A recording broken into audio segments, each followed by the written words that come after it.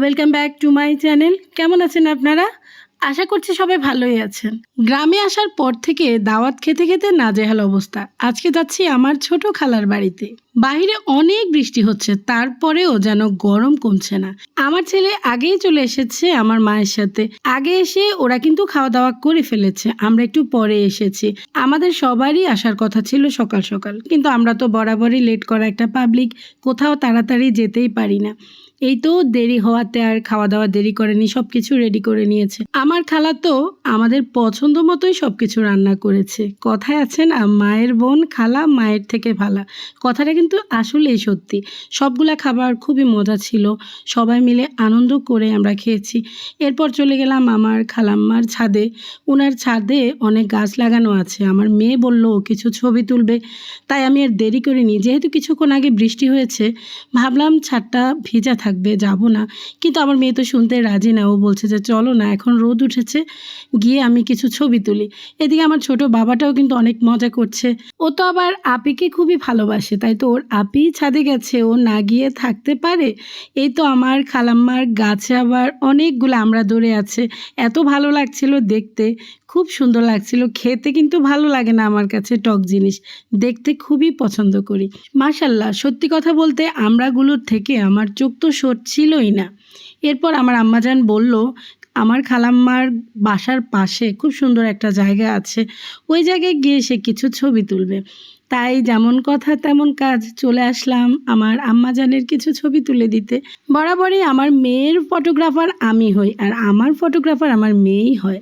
মেয়ের কিছু ছবি তুলে দিলাম, তারপর মেয়ে বলল তুমি দাঁড়াও, তোমাকেও কিছু ছবি তুলে দিই। এরপর গাছে দেখলাম কি সুন্দর কিছু জাম্বুরা ধরে আছে। জাম্বুরার পাশে দাঁড়িয়ে আমিও কিছু ছবি তুলে নিয়েছি। খুব সুন্দর সময় কাটালাম। বাহিরে যেহেতু কিছুক্ষণ আগে বৃষ্টি হয়েছে, বাহিরটা কিন্তু অনেক ঠান্ডা ঠান্ডা ছিল, বেশ ভালো লাগছিল। সবাই মিলে খুব আনন্দ করেছি। সবাই তো চলে গেছে এই জায়গা থেকে, কিন্তু আমি আর আমার ছোট বাবাটা এই একই জায়গায় আটকে গেলাম। জাম্বুরাগুলার কাছ থেকে আমার সরতে ইচ্ছা করছিল না। অবশ্য আমরা দুজন জাম্বুরার পাশে দাঁড়িয়ে ভিডিও করছি, আর এখানে দেখেন একজন এক জায়গায় ফোন নিয়ে ব্যস্ত। সবাই সবার মতো ভিডিও করা, স্ন্যাপ করা নিয়েই ব্যস্ত। আমার আব্বাজান কি নিয়ে ব্যস্ত দেখেন, সে তো একটা গরু দেখে গরুর পাশ থেকে সরতে চাচ্ছে না। আমার ছেলের আবার গরু ছাগল পেলে আর কিছুই লাগে না।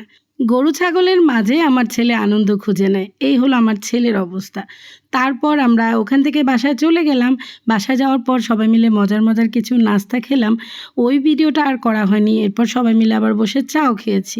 এটা হলো আমার খালাম্মার পোষা বিড়াল। বিড়ালটা অনেক কিউট, আমাদের পাশে পাশে সুন্দর করে ঘুরছিল, তাই একটু ভিডিও করে নিলাম। আমার আম্মাজান তো বিড়াল খুবই ভয় পায়, তাই তো সে খাটের উপর থেকে আজকে নামছেই না বিড়াল দেখে। এরপর এটা হলো রাতের বেলায় খাওয়া দাওয়ার। আমি মাঝে আর কোনো ভিডিওই করিনি, এত আনন্দ করেছি সবাই মিলে, তাই কোনো কিছুরই আর ভিডিও নেওয়া হয়নি। আজকে বারবার আমার খালামণি জোর করেছে যেন আজকের দিনটা যেন ওনার বাসায় থেকে যায়। আমাদের কারোই থাকার কোনো ইচ্ছা ছিল না, যেহেতু বাসাটা খুবই কাছে, তাই ভাবলাম সবাই মিলে একটু রাত করেই যাব। তাই তো খাওয়া দাওয়া ছাড়া আর যেতেই দেয়নি। মেয়েটা বলছে ওর হাতে ওর খেতে ইচ্ছা করছে না, তাই তো আমার হাতে ওকে একটু খাইয়ে দিচ্ছি। খাওয়া দাওয়া শেষ করেই সবাই চলে যাব। দিনটা সত্যি কথা খুব সুন্দরভাবেই কেটেছে। কখন যে দিন পেরিয়ে রাত চলে আসলো টেরই পেলাম না। ভালো সময়গুলো সত্যি কথা এভাবেই কেটে যায়। তো আজকের ভিডিওটা এখানে শেষ করে দিচ্ছি। সবাই ভালো থাকবেন। আল্লাহ হাফেজ।